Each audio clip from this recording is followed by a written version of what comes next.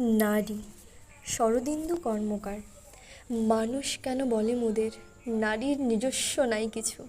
আমি তো দেখি জগৎ চলে নারীর পিছু পিছু।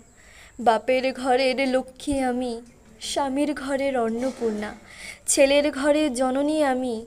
আমি ছাড়া সংসার অসম্পূর্ণা। আমার থেকে আপন করতে আর কি কেউ পারে? বাপের ঘরকে ছেড়ে এসেও পরকে বাঁধি ঘরে।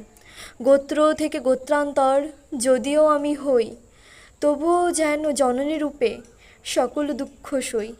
ভারত মাতা সেও নারী, নারী জগদাত্রী। নারীই হলো এ জগতের সবার জন্মদাত্রী।